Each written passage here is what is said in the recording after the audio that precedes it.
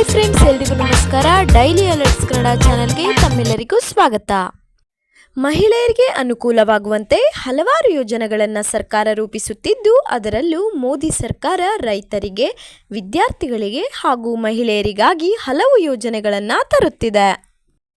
ಮಹಿಳೆಯರು ಮದುವೆಯಾದ ನಂತರ ಹಲವು ಆರ್ಥಿಕ ಸಮಸ್ಯೆಗಳನ್ನು ಎದುರಿಸ್ತಿರ್ತಾರೆ. ಅವರ ಆರ್ಥಿಕ ನೆರವಿಗೆ ಅನುಕೂಲವಾಗುವಂತೆ ಸರ್ಕಾರ ಹಲವು ಯೋಜನೆಗಳನ್ನು ಕಾರ್ಯರೂಪಕ್ಕೆ ತಂದಿದೆ. ಈಗಾಗಲೇ ಅದರ ಲಾಭವನ್ನು ಹಲವು ವರ್ಷಗಳಿಂದ ಮಹಿಳೆಯರು ಪಡೆಯುತ್ತಿದ್ದು, ಈ ವರ್ಷವೂ ಕೂಡ ವಿವಾಹಿತ ಮಹಿಳೆಯರು ಈ ಯೋಜನೆಯ ಲಾಭವನ್ನು ಪಡೆಯಲು ಸೂಚಿಸಿದೆ. ಈ ಯೋಜನೆ ಯಾವುದು, ಇದರ ಪ್ರಯೋಜನಗಳೇನು, ಯಾರಿಗೆ ಈ ಯೋಜನೆಯ ಲಾಭ ಎಂಬ ಸಂಪೂರ್ಣ ಮಾಹಿತಿಯನ್ನು ಈ ವಿಡಿಯೋದಲ್ಲಿ ತಿಳಿಸ್ಕೊಡ್ತೀನಿ. ಹಾಗಾದರೆ ಈ ವಿಡಿಯೋನ ಸ್ಕಿಪ್ ಮಾಡದೆ ಕೊನೆವರೆಗೂ ನೋಡಿ. ಕೇಂದ್ರ ಸರ್ಕಾರದ ಈ ಯೋಜನೆಯಲ್ಲಿ ಮಹಿಳೆಯರ ಮತ್ತು ಮಕ್ಕಳ ಆರೋಗ್ಯದ ಹಿತದೃಷ್ಟಿಯಿಂದ ಈ ಯೋಜನೆಯನ್ನು ಜಾರಿಗೆ ತರಲಾಗಿದೆ. ಮಹಿಳೆಯರ ಮತ್ತು ಮಕ್ಕಳ ಆರೋಗ್ಯಕ್ಕಾಗಿ 11,000 ರೂಪಾಯಿ ಆರ್ಥಿಕ ನೆರವನ್ನು ನೀಡಲಾಗುತ್ತಿದೆ. ಪ್ರಧಾನಮಂತ್ರಿ ಮಾತೃತ್ವ ವಂದನ ಯೋಜನೆಯನ್ನು 2017ರ ಬಜೆಟ್ನಲ್ಲಿ ಪ್ರಧಾನಮಂತ್ರಿ ನರೇಂದ್ರ ಮೋದಿಜಿ ಅವರು ಘೋಷಣೆ ಮಾಡಿದರು. ಈ ಯೋಜನೆಯ ಲಾಭವಾಗಿ ವಿವಾಹಿತ ಗರ್ಭಿಣಿ ಮಹಿಳೆಯರು ಗರ್ಭಿಣಿ ಆದಾಗ ಮತ್ತು ಮಗುವಿಗೆ ಜನ್ಮ ನೀಡಿದ ನಂತರ 11,000 ರೂಪಾಯಿಗಳ ಆರ್ಥಿಕ ನೆರವಿನ ಲಾಭವನ್ನು ಪಡೆಯಬಹುದು. ಈ ಹಣ ಮಹಿಳೆಯರ ಖಾತೆಗೆ ನೇರವಾಗಿ ವರ್ಗಾವಣೆ ಆಗುತ್ತೆ. ಈ ಯೋಜನೆಯ ಅಡಿಯಲ್ಲಿ ಹಣಕಾಸು ನೆರವಿನ ಜೊತೆಗೆ ಗರ್ಭಿಣಿ ಸ್ತ್ರೀಗೆ ಉಚಿತ ಔಷಧಿ, ಗರ್ಭಧಾರಣೆಯ ಪೂರ್ವ ಮತ್ತು ನಂತರದ ವೈದ್ಯಕೀಯ ತಪಾಸಣೆ ಸೌಲಭ್ಯವನ್ನು ಕೂಡ ಉಚಿತವಾಗಿ ನೀಡಲಾಗುತ್ತೆ. ಹಾಗಾದರೆ ಸ್ನೇಹಿತರೆ, ಈ ಯೋಜನೆಯ ಅಡಿಯಲ್ಲಿ ಫಲಾನುಭವಿಗಳಿಗೆ ಹೇಗೆ ಹಣ ವರ್ಗಾವಣೆ ಆಗುತ್ತೆ ಅಂತ ನೋಡ್ತಾ ಹೋಗೋಣ. ಈ ಯೋಜನೆಯ ಅಡಿಯಲ್ಲಿ ಫಲಾನುಭವಿಗಳಿಗೆ 2 ಕಂತುಗಳಲ್ಲಿ ಹಣವನ್ನು ನೇರವಾಗಿ ಖಾತೆಗೆ ವರ್ಗಾವಣೆ ಮಾಡಲಾಗುತ್ತೆ.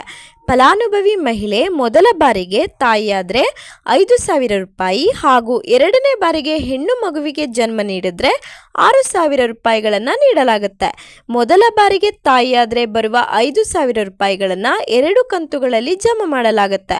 ಮೊದಲ 1 ಕಂತು ಜಮಾ ಮಾಡಿದ ನಂತರ 3,000 ಹಾಗೂ ಎರಡನೇ ಕಂತಿನ ಹಣ ಜನನ ನೋಂದಣಿ ಆಗಿ ಮಗುವಿಗೆ ಮೊದಲ ಲಸಿಕೆ ಕೊಟ್ಟ ನಂತರ 2,000 ರೂಪಾಯಿ ಕೊಡಲಾಗುತ್ತೆ.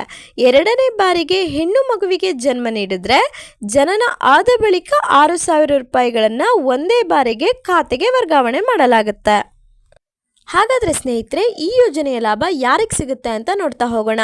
ಪ್ರಧಾನಮಂತ್ರಿ ಮಾತೃತ್ವ ವಂದನಾ ಯೋಜನೆಯ ಲಾಭ ಸಿಗುವುದು ಫಲಾನುಭವಿ ಮೊದಲಿಗೆ ಭಾರತೀಯ ನಾಗರಿಕರಾಗಿರಬೇಕು.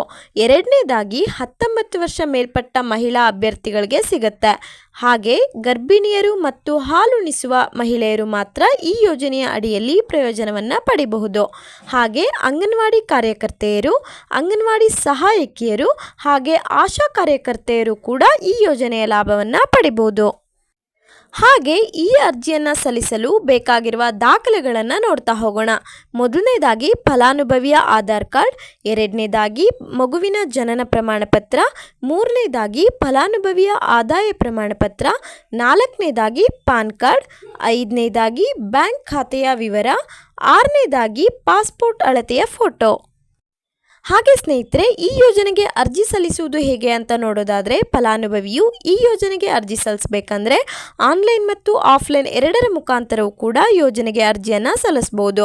ಫಲಾನುಭವಿಯು ಹತ್ತಿರದ ಆರೋಗ್ಯ ಕೇಂದ್ರ ಅಥವಾ ಅಂಗನವಾಡಿ ಕೇಂದ್ರಕ್ಕೆ ಭೇಟಿ ನೀಡಿ ಗರ್ಭಿಣಿ ಆಗಿರುವುದರ ಬಗ್ಗೆ ಮೆಡಿಕಲ್ ಸರ್ಟಿಫಿಕೇಟ್ ಒದಗಿಸಿದ್ರೆ ನಿಮ್ಮ ಹೆಸರನ್ನು ನೋಂದಾಯಿಸಿಕೊಂಡು ಹಣವನ್ನು ಖಾತೆಗೆ ಬರುವಂತೆ ಮಾಡ್ತಾರೆ.